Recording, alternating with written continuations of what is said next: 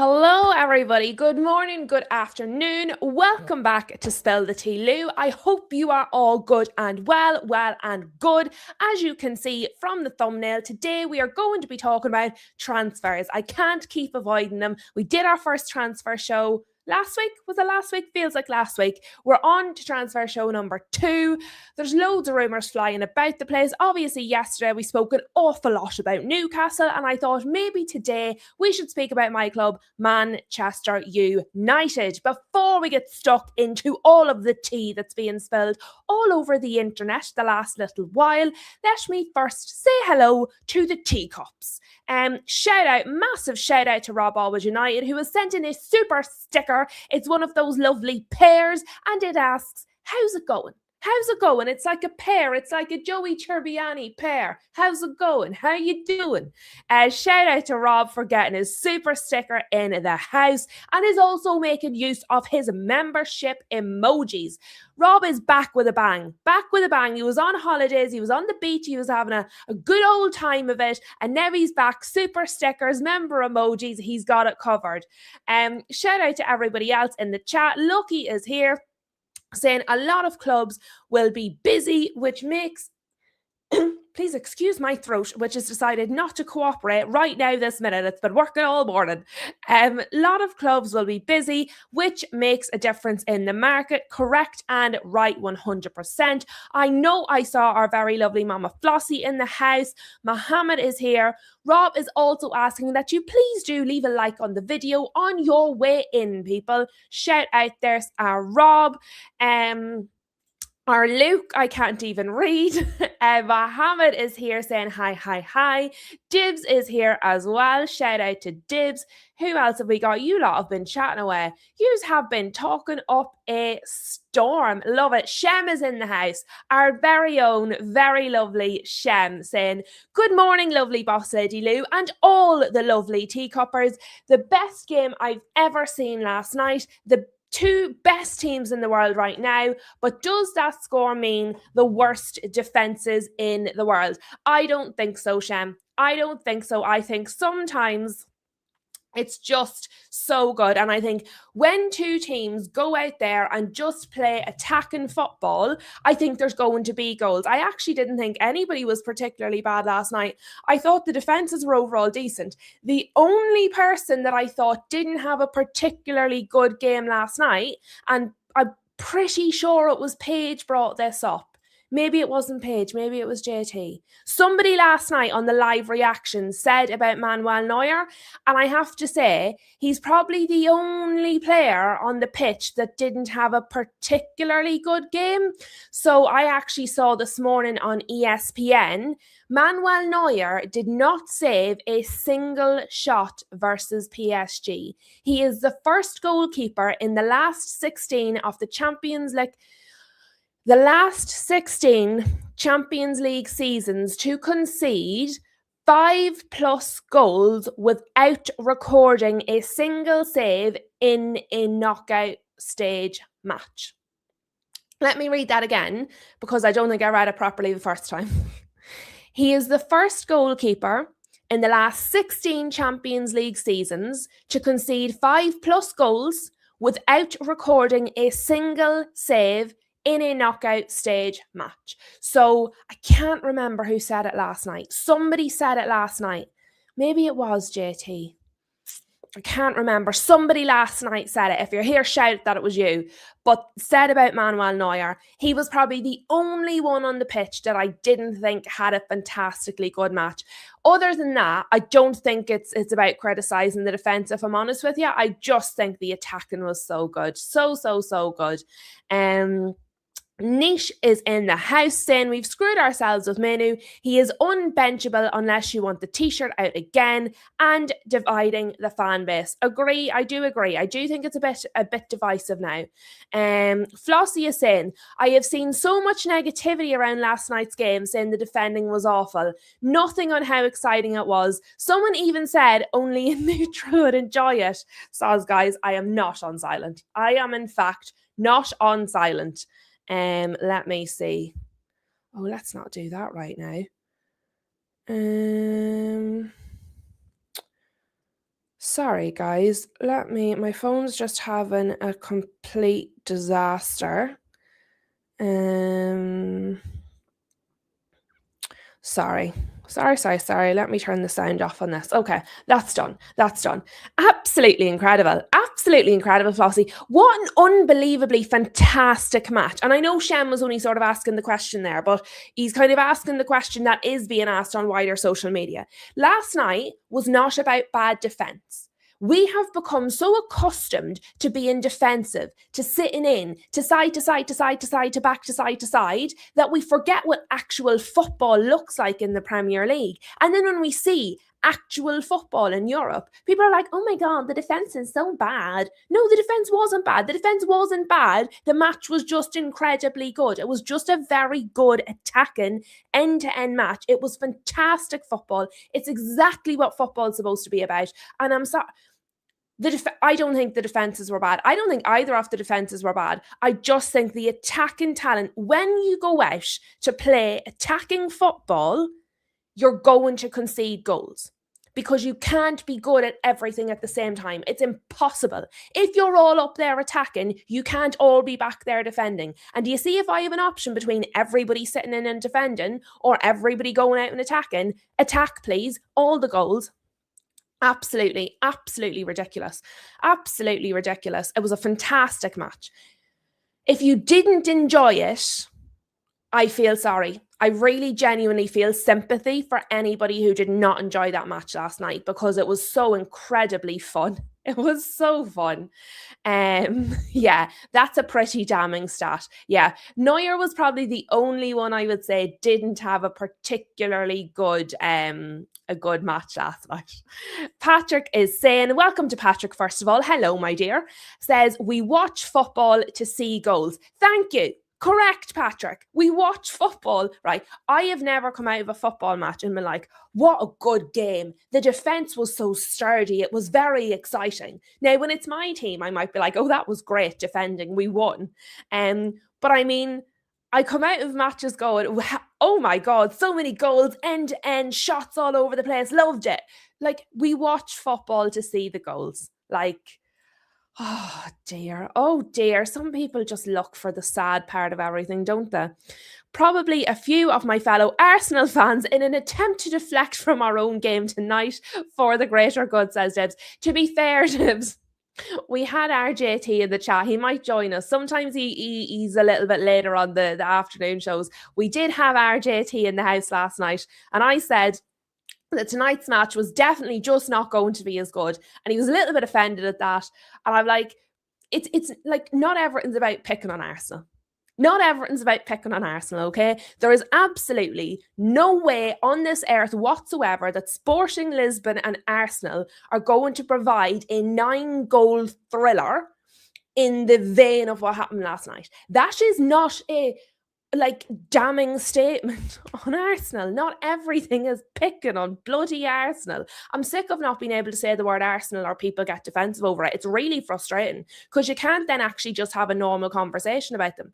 I hate talking about Arsenal on this channel because the minute you say Arsenal's name, and this isn't about JT, the minute you say Arsenal's name, the wider internet community just gets so defensive. Oh, you can't say anything about Arsenal. No. Last night, as the comment said earlier, was two of the best teams in the world putting on one of the best games of football, the best game of football nearly, I have ever seen in my life. It was incredible. To get that tonight again, it's not going to happen. It's not a criticism of Arsenal. It was incredible. It's not going to happen again. Just enjoy it. Just enjoy it for what it was. Not everything. I'm sorry. One of the best games of football I've ever seen between Bayern Munich and PSG is nothing to do with Arsenal. They're not relevant in that conversation. Just not relevant in that conversation whatsoever. The game tonight is not going to be as good. It'll be different. It might be entertaining. It might be good. It's definitely not going to be as good as last night. We just need to get over it. Mohammed is saying people were crying about the defending. But this is the thing. Sometimes people just need to be miserable. People were crying about the defending. People always complain about something. Why can't we just enjoy it? Let us just enjoy it. It was just a really good match. Just let us enjoy it. Oh my God. Um, Patrick is saying, unless Atletico and Arsenal score 10 goals, it can't be as good. That is just being realistic. Exactly, Patrick. It's not a criticism. It's just a factual statement. Yeah, not in here. Not in here, Mohammed. Dibs. That's me picking on those particular fans. Oh, don't worry, Dibs. I know you're not one of them. And to be fair to JT's in here so regularly and is fantastic and a real big contributor to the channel. Like, really, really, like, JT has some excellent points. But I just think sometimes because the whole world banters Arsenal, it feeds into every conversation then. And sometimes it's just not about banter. Sometimes it's just the reality of the situation. Yes, Flossie, it was like watching 80s football. Lucas said, we're sensitive. We're sensitive. Leave us alone. Jim is in the house. Shout out to Jim. Lovely to see you back with us. But guys, it was such a sensational match. Really incredible match. But as I read out the little stat about Neuer there, we are going to talk about the United transfer rumours. That is our plan of action for the moment. I'm so sorry. Please excuse me a moment because my phone is just having an absolute connection over here. But there's one or two things I want to round off just from yesterday that we were talking about, and then we're going to get stuck into the transfer rumours. So, yesterday we spent quite a bit of time talking about Nick Voltemada, about the drama sort of that he doesn't seem to be involved in, the drama that people have created around him for no reason whatsoever. And obviously then we were looking at, the drop off, the not drop off, he's doing well, it's the position, it's this, it's that. And I saw a little stat this morning and I just wanted to share it with you guys because it's very relevant to the conversation that we were having yesterday. So, do you remember the journalist, Luke Edwards, put out a thing that basically about the strikers being duds and Nick Voltemada's this, that and the other, and he's only had X amount of shots in X amount of matches. And then the other fan replied sort of saying, okay, but is there context to that? Like how many starts, how many minutes, what was it like when he was playing as a striker versus midfielder, etc., etc. So I found this stat earlier. I've seen it on Football Insider, so that's where I have found it, but it was posted by a fan and they've just shared it, okay? And supposedly, and I've no reason to believe this is a lie other than the fact it's on the internet, but according to Jack, the Newcastle fan, Newcastle at home in the Premier League with Voltemada at striker. 9 games, 20 points, 2.22 points per game. Newcastle with any other striker at home in the Premier League, 8 games, 6 points, 0.75 points per game. So with him at home, 2.22 points per game. Without him at striker at home, 0.75 points per game. And I just thought, do you know what? It tied in so well with what we were discussing yesterday. I wanted to just bring it in, throw it out there, because obviously I'm not going to do a whole video just on that, but it just tied up the loose ends from yesterday. So I wanted to throw it out there. And just one other thing. Alan Shearer was on the commentary on one of the channels for the match last night. And supposedly he said on the commentary, Gordon wouldn't get into this Bayern team because obviously we have been discussing the transfer rumours of Anthony Gordon and the links with Bayern Munich, and that's where he wants to go. And that seems to be the most solid link. And Alan Shearer decided last night, well, Anthony Gordon's not getting in this team, is he? Now, I'm not going to comment either way, but I just thought it was quite funny. I did think it was quite funny. But guys, that brings us to the main course of this afternoon. We are going to start with Manuel Ugarte, who I know is one of the ones that Lucky has been watching very keenly. Lucky has been keeping tabs on Manuel Ugarte, as we know. Rob heard it, so it was real. Rob did hear it, it was real. Excellent, excellent stuff. Thank you, Rob. Sometimes when you see it on the internet, you don't know. Right, Flossie and Rob have confirmed it. Flossie and Rob have confirmed he did in fact say that. I mean, it's hard to argue with when you saw the quality on display last night. It's hard to argue with the comment. I just thought it was very funny. Yes, Lucky is in fact our transfer guru on this channel. He is indeed.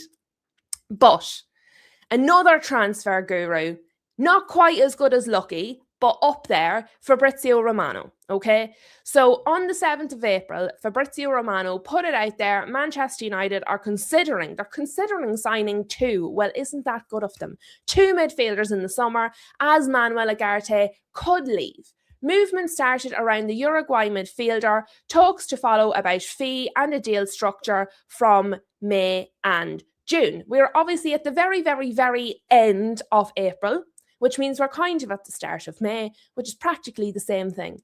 Fabrizio Romano has now quote tweeted himself, his own tweet, yesterday, and said the plan has not changed for Man United. Manuel Ugarte is expected to leave the club as revealed, two midfielders at least, he's put in brackets at least, to join in the summer window. So the tone of it has changed slightly because it was considering signing two. Now it's two midfielders at least. And then it was Manuel Ugarte could leave. Now it's Manuel Ugarte expected to leave. So the sentiment is the same. The tone has changed. It seems a lot more certain. It feels a lot more definite. A lot more, no, he is going. He's definitely going. And we're getting at least two.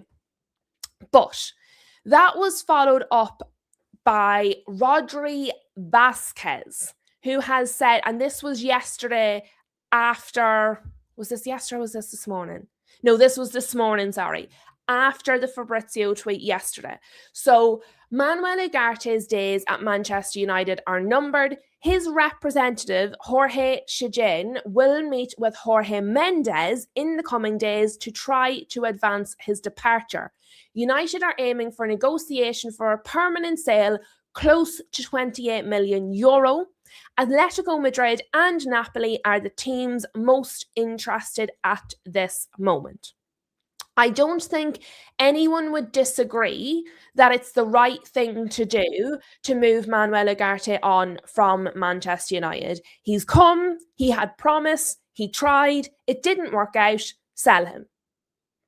I mean, that's I'm praising other clubs for doing that. I'm praising Newcastle for doing that with Yoane Wissa. They got him, it's not working out, move him on. Don't make such a big deal out of it. Just move him on.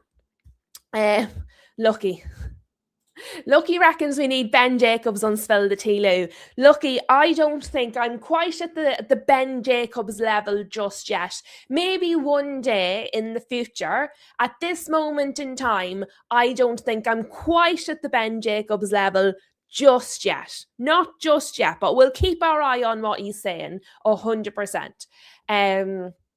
But yeah, so they're saying there, Atletico Madrid and Napoli are the teams most interested at the moment. Obviously, we already know that we have sent Scott McTominay and Rasmus Højlund to Napoli. They're, as far as I understand, from what I've seen on everything, Napoli are looking to make the Rasmus Højlund move permanent. I'm pretty sure their CEO or one of their top people come out and said, look, we're very pleased with Højlund. We're going to buy him at the end of his loan. Like they're not doing the Barcelona messing around thing. So it wouldn't shock me if they obviously also then took Kevin De Bruyne from Manchester City. It wouldn't shock me if Napoli took another Premier League player, because that seems to be a strategy that they have at the moment. If there are players that aren't quite working out in the Premier League and they can maybe get them for a lower price, because then, you know, and they know they'll maybe work in Italy, even if they didn't work in the Premier League. It seems to be a strategy they have at the moment, and it seems to be working for them because they're obviously doing quite well this season. So it's sensible. So they're taking the best of the players, because the Premier League tries to only take the best of the players in. So if they've been selected as the best by the Premier League teams and then they just don't work out in the Premier League, they're probably still better than a lot of the other players available within Europe. Obviously that's not a hard and fast rule. It's, probably. Like Carlsberg, probably. But they're then getting them at a lower price because they've not worked out at a team. They're getting a good deal for them. So it wouldn't shock me if he went to Napoli. I don't think it would be crazy. I do think he needs to go, and whatever sale we get from him, it's going to go towards the kitty to get more players, and we need more players. So I mean, it just seems to make sense. Let me see. Lucky is saying that as well about Napoli and the Rasmus Højlund deal. Jim is saying, if we only get 2 midfielders, our Champions League participation will be brief. Absolutely. 2 midfielders and Ugarte, or 3 midfielders. I know which one I would go for. It doesn't seem to be 2 midfielders and Ugarte, or 3 midfielders. It seems to be 2 midfielders. We sell Ugarte, we get 2. Seems to be at the moment the rumour mill, but you know yourself, changes fast in the transfer window. Patrick, shout out to Patrick. Thank you very much, Patrick. Another really generous super chat. Thank you very much. Chat, right? Could I just say, I love your little profile picture. The wee dog was so cute. Is that AI or is that your real dog? Because that's very, I like it. I like it a lot. It's very good. But back to the subject at hand, back to the football. Patrick is saying, last night showed that getting athletic, physical, and technically proficient central midfielders is vital to just be competitive, let alone successful. Getting the right players is crucial this summer for Man United. Absolutely, 100%. I hope with all of my heart that Barada and Wilcox and Sir Jim and everybody involved at Manchester United were all Vivell, although I quite like Vivell so far. Out of them all, Vivell seems to have the most sort of so far, but I hope every single one of them watched that match last night. I hope they thoroughly enjoyed that match last night, and I hope they come to work today thinking, right, how do we get from here to there? How do we get that good? Because I don't think we can actually quantify how much we are going to miss Casemiro next season. I think there are people out there that are really underestimating what he does. He attacks, he defends, he holds, he covers mistakes from other players, he's intelligent. You want to talk about the dark arts? Casemiro is the master. He's so subtle about it. And even when you know what he's doing, it's so subtle you can't pick it out. And I just think I completely agree with this, Patrick. Last night was exactly what football should be about, and it definitely showed the importance. Athleticism, physicality, and technically proficient. We already need that. So even with Casemiro in the team, we already need more of that. We already need more of that. If we then lose Casemiro as well, we need so much more. We need so much more because we need it even with him there. So without him there, we lose everything we've already got. It's just like starting from ground zero. It's just a picture. It's a great picture. It's a great picture. Well found, Patrick. Well found. United Mandem is saying, yesterday's game really highlighted how the upper echelon teams perform. We clearly need a midfield overhaul that will strengthen us. We clearly need 7 to 8 signings done in the summer. Absolutely. Absolutely. Patrick is saying, Casemiro has been huge for us this season, but I struggle to see him coping with last night. That is where we need to aim. I definitely don't think he would cope with the speed of last night. I don't think he would cope with the speed of it. And that's just age. It catches up to everybody. But I think he has an intelligence and an inherent talent He was born with it. He clearly works on it, but he was born with it. And he has a brain. He has a footballing brain. He's so good. But I agree with you. And do you know what? As much as I adore him, I love Casemiro. I love what he's brought to our team. I love his talent. I think he's just fantastic. However, I'm not one of the people that want him to get another year. When it first started happening and they were like, one more year. It's like one more song at a concert. And I was like, yeah, one more year. And now I've sat and I've thought about it. And I don't want him to have another year. He said himself he's not anyway, so it's not really a conversation. He's going and that's the end of it. But I'm not one of the people that wants him to have one more year. Partly because of what Patrick is sort of getting at here, but because I don't, do you know that phrase, not leave the football before the football leaves you? Not that one. Die a hero or live long enough to become the villain.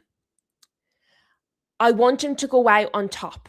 I want him to go out as a hero. I want him to go out on a high. Kind of what people are saying about Pep Guardiola. If he wins the league, that's him. He's going out on a high. Sir Alex, he went out on a high before the whole thing crumbled underneath him.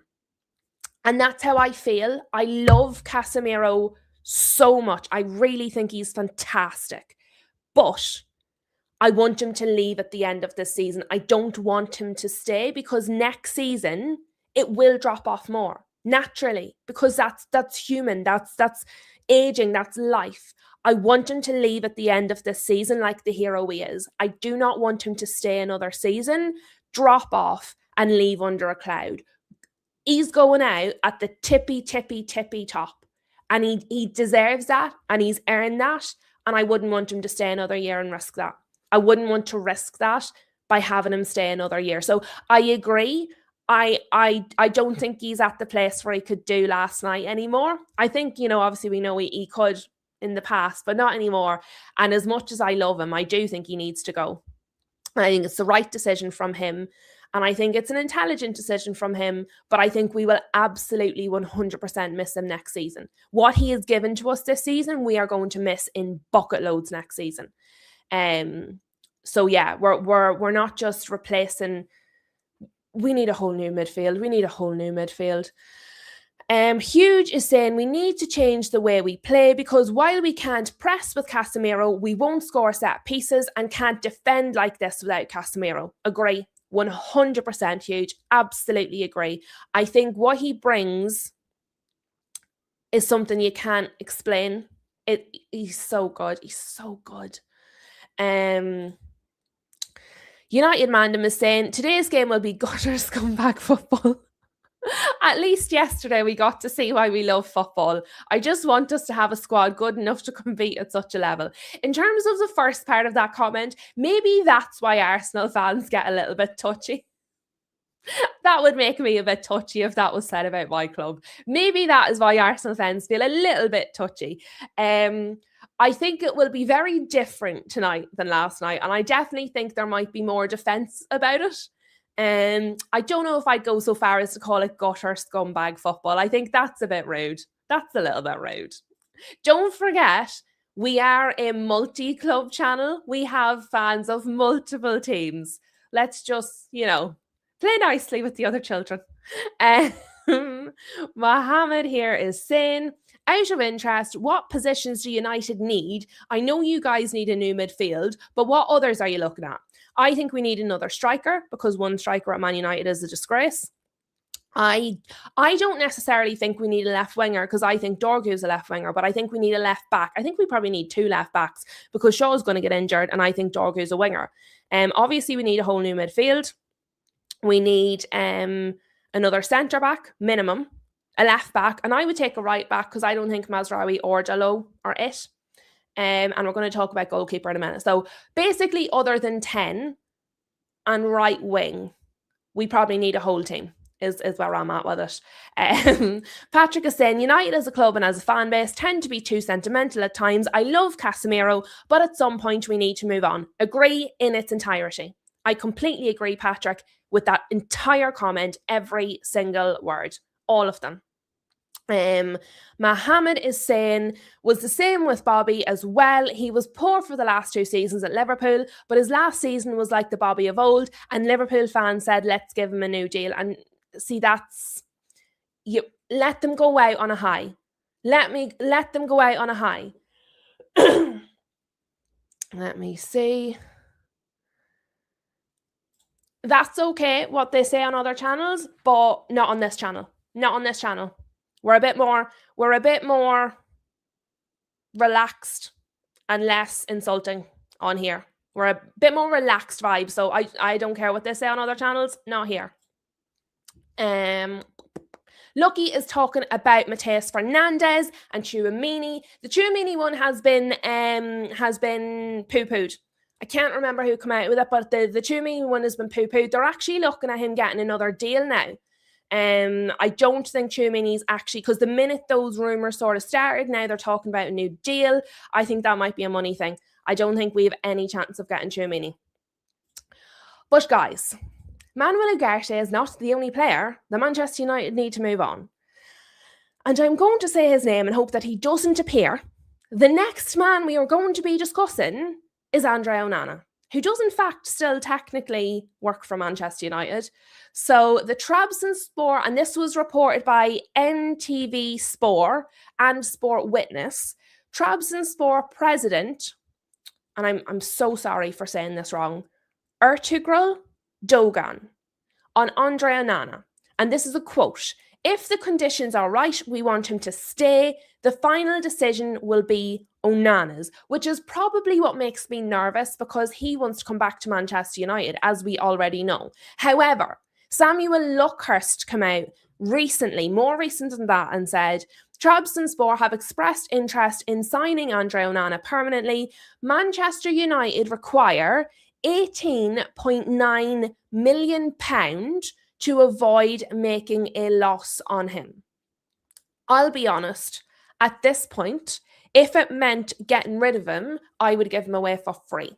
And I know that doesn't make a lot of business sense. I know we can't really just give players away for free. It's not the reality of the situation. But I'm talking about, again, Newcastle, because that's who we've been talking about so much recently in their transfers. We talk about Newcastle moving on Wissa, knowing that they're not going to get the 55 million they spent on him back, knowing that they're going to make a loss on that, knowing but it's the right decision because they need to move him on. So I can't say that about Newcastle. Take the loss if you need to, and then at United be like, no way, just hold out. Now, I'm going to maybe say something different when it comes to Marcus Rashford, because each situation is individual. So with Andre Onana, he's no good to us, even as a backup. It didn't work out. He came, he tried, it absolutely 100%, no doubt about it, did not work out. Therefore, we just need to move him on. We have a team that are willing to buy him, sell him for whatever it takes. Sell him for whatever it takes. There are times and players where you need to stick to your guns, and there are some players you just need to move them on at any cost because they're draining the life out of your club. And so I would take what I could get for Ugarte and for Onana. Move them on, because what they're doing is they're taking up a spot.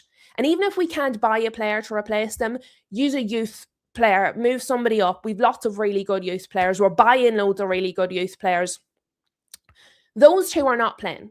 As it stands, they are adding exactly nothing to the team. They're not getting any minutes at all whatsoever. They're currently adding nothing whatsoever to the team. Therefore, the only positive thing is to move them on. That is the only positive thing, is to move them on at any price, because I don't feel they can add anything. So the only thing they can do by staying is take away. Therefore, move them on.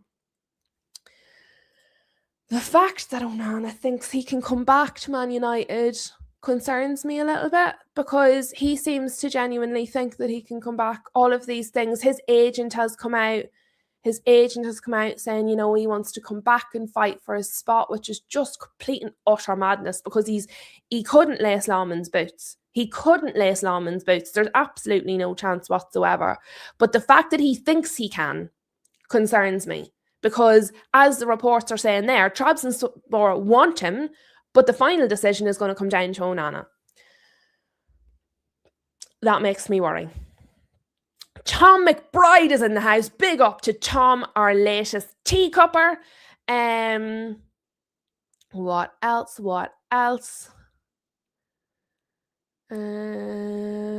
Everybody's saying hi. Lucky wants minimum of 6 signings. Tom is saying Ugarte and Onana will just go out on loan repeatedly until their contract at United runs out. It's the cycle of terrible business. I don't think so on Ugarte. Those reports on Ugarte seem pretty solid that he's likely to go to Italy or to Spain. Though that the talk of Ugarte being sold has been ongoing since January. I think Ugarte will be sold. I think we will get a fee. I have no idea what it will be. The rumour, when I read that out, they said, was it 28 million they said? I reckon we will get a fee for Ugarte. With Onana, it wouldn't shock me if it was just loan after loan. We want to sell him, but if he keeps wanting to come back, it's... I think we'll sell Ugarte. With Onana, I just don't know because he's just a stubborn muppet. United Mandem is saying what's funny with Onana, I don't know why I keep calling him Onana, is that he sees what Lamans is doing and he's thinking, yeah, I want to come back and fight for my place. We do, however, need a very good keeper that can compete with Lamans. I'm getting to that next. That was a very good link because I'm about to talk about that. So thank you. But yeah, Onana baffles me. He really baffles me. Patrick is saying you're losing money with Onana no matter what. He's on a huge wage for a keeper. Move him on. You won't make any money anyway. Agree, Patrick. Absolutely agree. There is absolutely no positive. There's no win. There's nothing to be gained by keeping Onana. Sell him at whatever fee you can get. The problem is him accepting leaving. Mohammed is saying, can't United just terminate Onana's contract? I imagine we could buy him out of it, but our tightwads won't do it. I'd imagine it's possible, but not with our bunch. Dibs is saying, I can see that Onana report gives you a genuine headache, Lou. I can't blame you for the greater good. I cannot cope with him. Because he's so in cuckoo land. He lives in cloud cuckoo land. How can he watch, right? How can he watch what Sene Lammens is doing week in, week out, incredible, and think to himself, after the disaster he had with us, I can do that. What is wrong with you and your eyesight? Is that why you can't save more? Are you blind? You are not as good as Sene Lammens. I can't with him. I really can't. Tom is saying, remember the days of Sergio Romero? If De Gea got injured or suspended, it hardly mattered. He would have easily started for most Prem teams. I completely agree. Romero was a gift, and we treated him so badly at the end. We were really wrong the way we treated him at the end because he deserved so much more. He gave us like most of his best years and he was so good. Like he was a Kelleher. He was a Trafford. He was better than both of them stuck together. He was a first team keeper and he stuck it out with us. And I'm so grateful. United Mandem is saying for the first time in years, this summer window will clearly shape how our future will be. We need the board to be ruthless with Deadwood and get in quality profiles ready for pre-season. Completely agree. Absolutely agree. Patrick is saying they say goalkeepers are crazy. Onana believing he can compete with Lamans proves the theory. It does. It absolutely does. But guys, which one of you said it there that we need somebody to compete? Was it United Mandem said it? Yeah. So United Mandem there is saying we do, however, need a very good keeper that can compete with Lamans. Do you know who's a very good keeper? Vitek. Radek Vitek is a very good keeper. He is currently with Bristol City on loan, okay? I think he could be our number 2. I think he would make, if he was willing to be a number 2, I think he would be fantastic as a number 2. I would more than happily take him back as number 2. So I want to have a little look at what he's doing at Bristol because obviously most of us aren't watching Bristol week in, week out. So I had a little nosy this morning. Let me share my screen with you and we can look at it together. Okay, so there's my screen. There is Radek Vitek, who is a United player currently on loan with Bristol City in the Championship. Excuse me. And what I want is this season. So he has played so far this season 3,600 minutes. He played 90. He's basically played all the matches except these 5. This was a knee injury. He damaged his knee. He was out for 5 matches. And other than that, he has played every minute of every game. Now, this was the injury. This is since the injury. Every minute of every game. Okay. So in the starting 11, 40 times. They like him, which I always think is a really big deal. I went to see what do they think of him. So I looked at the injury and they were reporting on Bristol Live about when he was going to be back. And I had a quote here from, so Struber is the head coach of Bristol City. And what he said, and this is according to Bristol Live, I have big trust in Radek. Struber said he showed us in the last few months so many, many times that he is an outstanding profile and we don't think too much. And obviously this was after the injury, when he's ready and gives me the green light and the medical department give me the green light, there's no reason for me to wait. We jump back with him as soon as possible. So that's the head coach. I have big trust. He's an outstanding profile. There's no reason for me to wait. We jump back with him as soon as possible. I mean, that's pretty resounding praise from his current head coach / manager. I don't know what they call it at Bristol City. But that's pretty good. That's really good. And he's on our books. He's our player. Why would you possibly bring Onana back if someone like Vitek is an option? Now, obviously, a lot of that depends on whether he's happy to play second choice. And some people aren't. It's very rare to get a Romero because obviously Queven Kelleher didn't want to. James Trafford doesn't want to. There was another one. There was another one who's escaped me. I'll come back in a minute. But sometimes when a keeper's that good, they don't want to be second choice because obviously a second choice keeper plays so rarely. It's hard to get somebody who's really good because the ones that are really good want to be starting every week. So it's a really hard one to manage, but that would be my preference if it was a possibility. It would 100%. United Mandem is saying Vitek has been decent this season, but reports are saying he doesn't want to hold the bench. So if he's coming back, they have to assure him that he'll play. And see, that's where you run into problems. If he doesn't want to hold the bench, that's an issue because then he can't be a second choice keeper. So I just hope that's wrong. Basically, I hope that's wrong because we can't really offer him the cup competitions when we went out of them after a match in this season. So you can't even say that because he's been like, well, what if you go out of them? And I think Lomans has the potential to be really, really special. So I don't want to start this whole having 2 number 1 keepers nonsense. I would love if Vitek would come back as the second choice. However, if he doesn't want to, we need to look at other options. Not Onana. Absolutely not Onana. It can't be Onana. And yeah, so Lucky agrees with me. We should, if we can, bring him back. If we can. Tom is saying, when we played Grimsby, I watched it with my mate who supports City. As much as he was loving it, there was a part of him that was upset at the fact he knew Onana was never going to play to United again.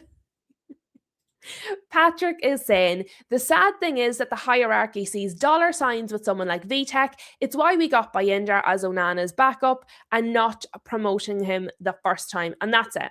They see more, oh, well, we can sell him for big money rather than we can keep him and do better. Agree.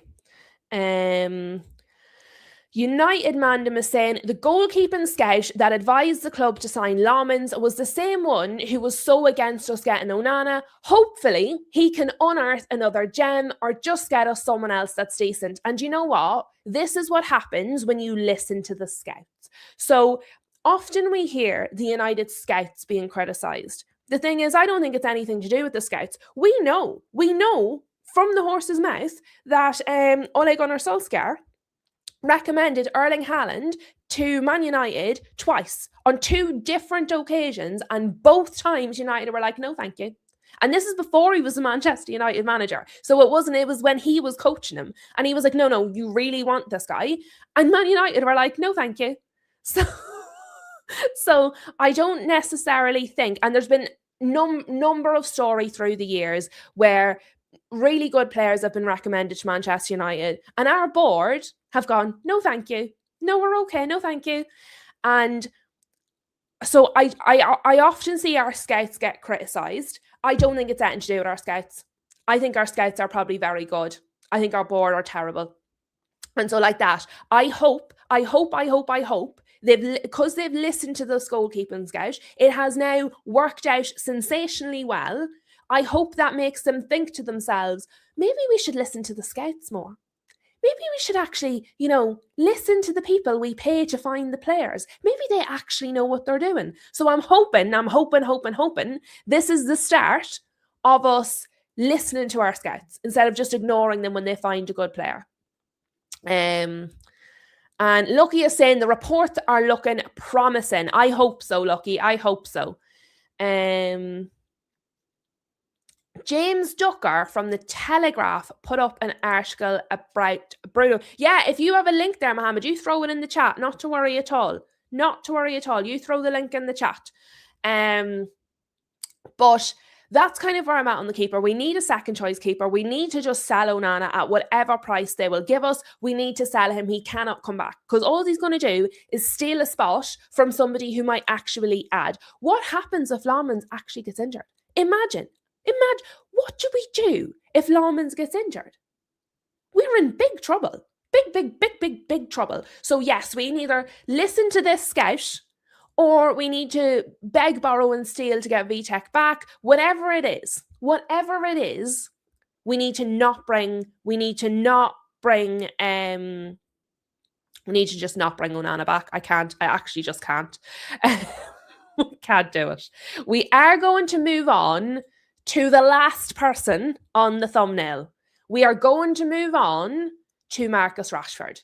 He's our last topic of this afternoon, but I'm going to read your last few comments and then we're going to jump into to Marcus Rashford. I got distracted because Tom McBride said Tom Heaton. To be fair, I would take Tom Heaton over any of the others.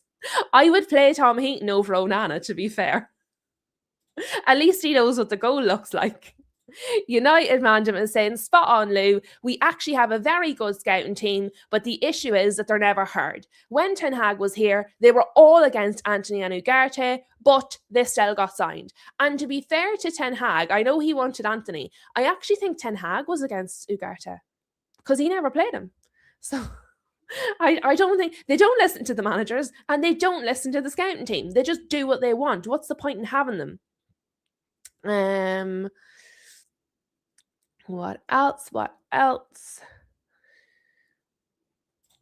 Jibs is saying, we had the same thing with Ronaldo and Zlatan at Arsenal in the early 2000s, Lou. I share your pain for the greater good. We're all sharing the pain today, Jibs.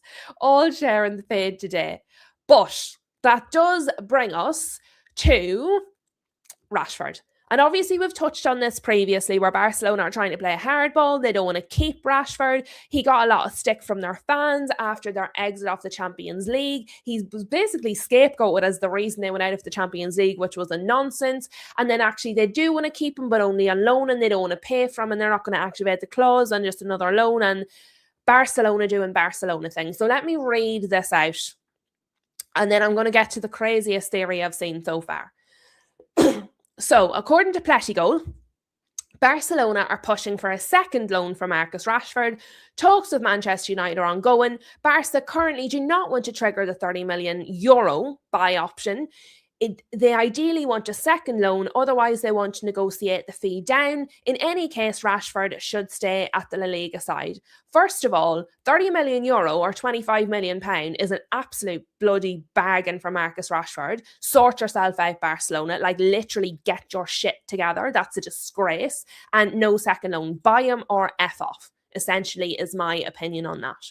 However, and again, this is reported by the Gazzetta in Italy. So this might be complete and utter nonsense, but I just thought it was an interesting one to bring into the show, because we all kind of already know what Pletico reported there in terms of Barcelona just doing Barcelona things. They don't want to pay for anybody ever because they're just cheapskate gits, and they're just being awkward. So that's not a shock.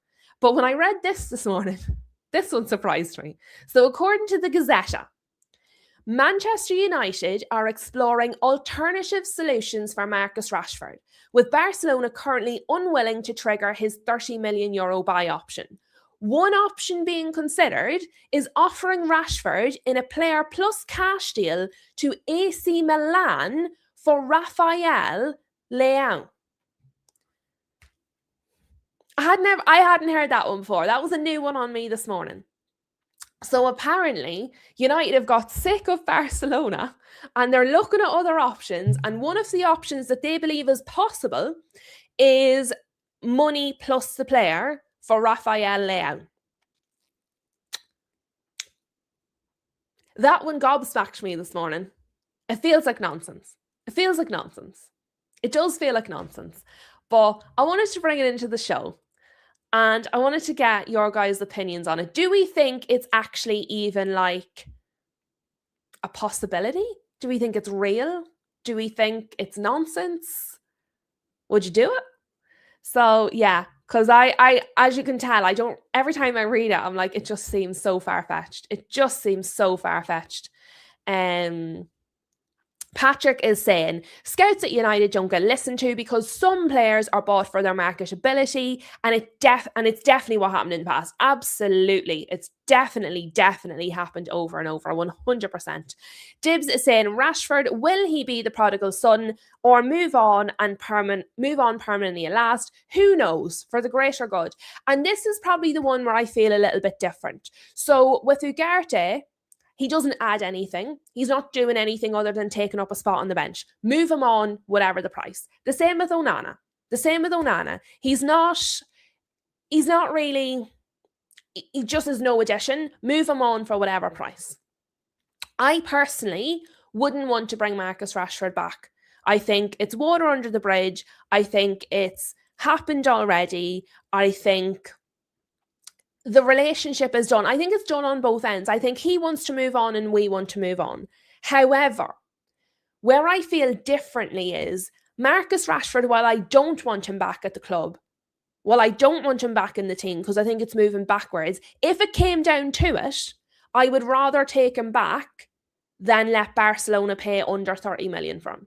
30 million euro, obviously, because I operate in euro and so does this article. And that's where I feel differently. My preference would be to move him on. But if the options are move him on for less than 30 million euro or keep him, then I would keep him. So that's kind of where I'm at. And that's where I think it does have to be on a case-by-case basis. And I do think, again, and I want to stress this, I wouldn't take him back. That wouldn't be my preference. But if that's what we're left with, I think he at least could add something other than warming a seat on the bench. That's where I'm at with it. I hope we move him on. And even if it's not, I almost would prefer if it's not to Barcelona at this point, because Barcelona are just doing my nut in. And I think he would do well anywhere in Europe. So if we could do something with AC Milan or any other European club and they would buy him and he would go, I would do it. Yes. And I agree with that, Patrick. Feels unfair to Rashford when he seems like he has genuinely tried to leave, unlike others, cough, cough, Sancho. To be fair, there is talk of Sancho going back to Borussia Dortmund, and supposedly he would do that, in which case, off you pop, toodle pip. Where I would slightly disagree with you there, Patrick, I do feel that Rashford is trying to leave, but I also think he's trying to leave only to Barcelona. So if he knows Barcelona aren't willing to pay for him and then is still demanding only Barcelona, then he's trying. It's like you're looking for a job, but you're only applying for one job a week. You're trying to leave, but not really hard, if you get what I mean. So I agree and I disagree. I agree and I disagree. I think if he was open to go into more than one team, it would be easier. But I take your point in terms of the attitude to leaving as such. What else are we saying? I've skipped a load of your comments. What are you all saying? Do those types of deals even happen now? I haven't seen one of them in a very long time, Flossie. It seems to be because of the way PSR works and the way it reflects on the books, and because Marcus Rashford was homegrown. If we sell him in a swap deal, it doesn't count as, what is that? The type of profit that it's not. If we sell Rashford because he was homegrown, it's all profit on the books for PSR. If we do it as part of a swap deal, I don't think the money goes on the books in the same way. So I think it's highly unlikely. And yeah, so as Patrick is saying there, nor do I think Rashford wants AC Milan. And I agree with that. He seems to only want at the moment, he seems to only want Barcelona. Jibs is saying, as good as that sounds, Lou, Rashford can refuse to sign a contract and that would scupper the deal. It's why you don't often get these deals going through. Exactly right. Exactly right. I saw Ugarte plus 50 million for Tonali yesterday. Oh dear. I would have thought if you're taking Ugarte as part of the deal, we'd have to pay you extra. Lucky wants to know the price for Alex Scott. Do you know who I like at the minute? Senesi. I quite like Senesi at the minute. Jim is saying, even if it's true, Rashford will not do United any favours. No chance. He just seems specific about Barcelona, which doesn't help the situation at all. Lucky reckons Marcus Rashford is disappointed in Barcelona and he'll go to Bayern Munich. I'd be okay with that. I don't know if Bayern Munich would be okay with that, but I would. Let me see. Oh, Sancho is out of contract this summer though, so he's waited out his contract. Are we surprised? Are we surprised? Oh yeah. Let me see. Mohammed's got the link in, guys, if anybody wants to check that out. I'll be honest, I've heard that so many times, that story about Bruno will only stay if he gets reassurance. I'll be quite honest, even if you love Bruno and think he's the best player on the planet, I don't care. You're just a player. You don't get to dictate to the club. Even if I agree with all of his terms and conditions, even if I agree with his sentiment, you're the player. I don't think any player should ever dictate to the club. So I don't like it. I don't like the attitude of it personally. I know a lot of people do like it. I know a lot of people are big on it. I know a lot of people support it because they agree with what he's saying. I just don't like the sentiment of any player giving an ultimatum to the club, because the club is bigger than all the players. Regardless of the player, regardless of the demands, regardless of if I agree with everything he's saying, the scenario of any player dictating to the club, I just don't like it. It's not for me. It's not for me. But the link is in there from Mohammed if anybody wants to go and check that out. What else are you saying? Pure profit. Thank you. Patrick, I couldn't get the words. I couldn't think of the words. I was like, what is the word? Thank you, Patrick. Thank you. That would have come to me at like 4:00 this afternoon. I would have been like, it's pure profit. Thank you, Patrick. Do you know those little phrases that scratch the inside of your brain? Because you know it's in there, but you can't find it. So thank you, Patrick. I appreciate that. Let me see. Yes, the player's value is obscured in swap deals because it's difficult to nail down a value when no money is exchanged in hands directly. Exactly. Yes, Barcelona is definitely trying to fleece us. We shouldn't fall for it. Of course, because Barcelona try and fleece everybody because it's just another lever. Everybody, all the other teams are just another lever for Barcelona. So yeah, they're definitely trying to fleece us and everybody else in the world of football, because that is what they do. Barcelona doing Barcelona things. Mohammed, truly, you don't wanted to become Player FC. Players come and go, but the club is forever. And that's it. That's it. It's not necessarily about Bruno. To me, it doesn't matter who the quote's coming from. To me, it's any player. It's any player, even if I agree with them wholeheartedly. And I had the same thing when the Spurs players were coming out against Spurs. Even if you completely agree with what they're saying, even if you totally think, yes, the club is being run terribly, they're making mistake after mistake, it shouldn't be the players having to answer for everything, it should be the board members. Even if you agree with every word they've said, I've been quite consistent in terms of saying, I just don't think it's a good look, and I don't think players should be openly dictating to clubs, even if they're right. Even if they're right, it just doesn't sit well with me. So it's not just about Bruno, it's not just about United, it's across the board. I think there's a way of doing things. And I think a lot of the teams, as I've discovered this season in the Premier League, I think a lot of the teams are just run badly. But I still think there's a way of going about it, and I just don't like the ultimatums. I don't like the ultimatums. Not for me, but I understand why people back it. I understand why people like it and hope it gets the result that we want. So I wouldn't argue with anyone over it. It's just that's my personal way. It's not for me. Guys, just be careful of talking about other content creators in the chat who obviously aren't here, aren't on the channel. I don't want this channel to get a reputation for talking about other creators who are not associated with the channel in any way. I know you're just having a chit chat in there, there's nothing bad in it, but just be careful when we're talking about people who aren't associated with Spill the Tea in any way, because on the internet and on YouTube, things can be picked up the wrong way, and we don't want that. We don't want that. Mohammed is saying, I don't think Barca really want him. They want to go after Julian Alvarez. A lot of links there. I don't think they want him either, because you see, if they wanted him, they just pay for him, but they keep just wanting a loan. Last season they wanted a loan. He wants them. I don't think they want him. But do they really want anyone? Because when we were linked with Frankie de Jong, they would have sold him.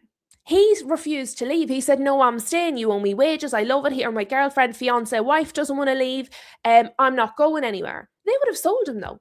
He loved them and he didn't want to go, and he dug his heels in. And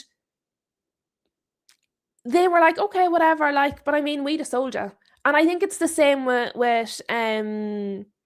Rashford. They're like, well, if we can get you at a good price and it works for us, we'll keep you. But I mean, if not, you can go back. So I just wonder, do Barcelona really want anyone? Do they at all? Because they don't seem loyal to really anybody other than themselves, obviously. Guys, don't worry about it. It's not like a big thing.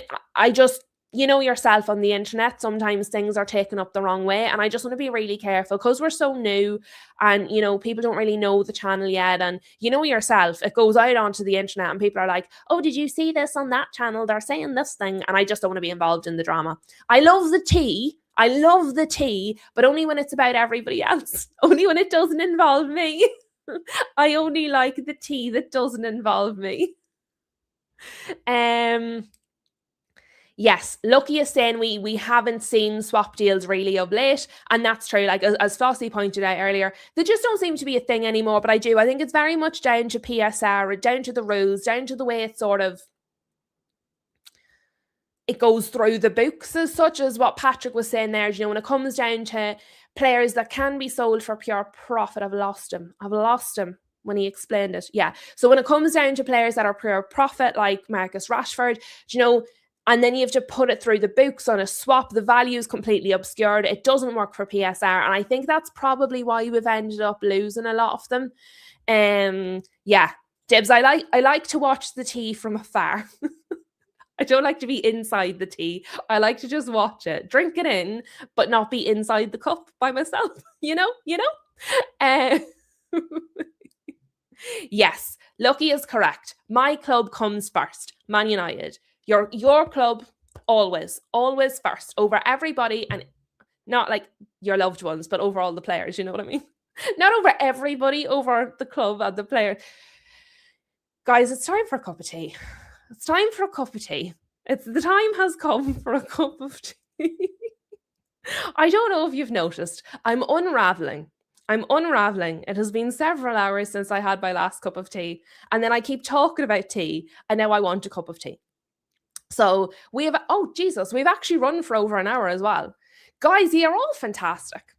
Thank you very much. Thank you very much for being here, for getting involved, for all of your comments, and I really enjoy it, whether I agree with them or disagree with them, whether I kind of say, no, I love it. I really, really love it. Everybody in here is just fantastic. I love the banter. I love the chat. I love the relaxed nature of it. I love that we have of people from all of the different clubs, and everybody feels like safe and comfortable and happy to come in and discuss their team in here, knowing they're not going to be like rage baited and like piled upon. So I love so much, and like we've absolutely built it together. I just wouldn't be here if you weren't here, because there would be no point. And not that I wouldn't talk to myself, but you understand, I wouldn't have a channel. So I just want to let you all know, like, I appreciate you so much. Big up to all of you. Special shout out to Rob, who sent in another pear super sticker. Love it. I love the pears. And shout out to Patrick as well for another really generous super chat with great points, really great points,